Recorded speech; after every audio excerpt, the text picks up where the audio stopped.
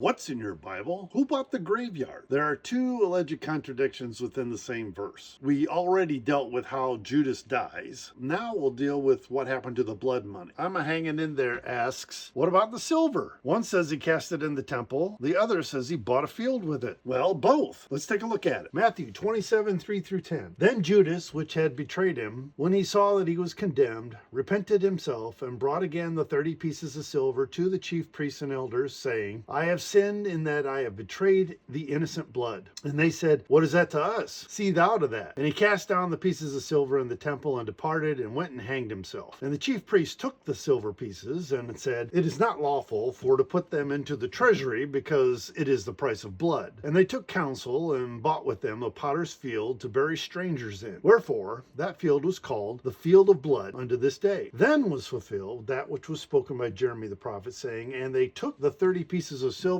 price of him that was valued, whom they of the children of Israel did value, and gave them for the potter's field, as the Lord appointed me. Acts 1:18. Now this man purchased a field with the reward of iniquity. This is a good example of the full mention hermeneutic principle. Matthew 27 provides a full mention of how the land was purchased with the blood money. Judas is attributed to that purchase. This also shows if you only had Acts 1:18, you wouldn't get the full story. You can't understand it without all of Matthew, a completely different book. Judas's blood money purchased the potter's field, which also shows you've got to have all of the Bible in order to understand it properly. Same way in the Gospels. You can't get the complete story unless you put them all together. So to recap, Judas took the blood money back to the temple and threw it on the floor. The priest said, we can't put this in the treasury, so they took that blood money and passed it on and bought the potter's field. Study, show thyself approved unto God.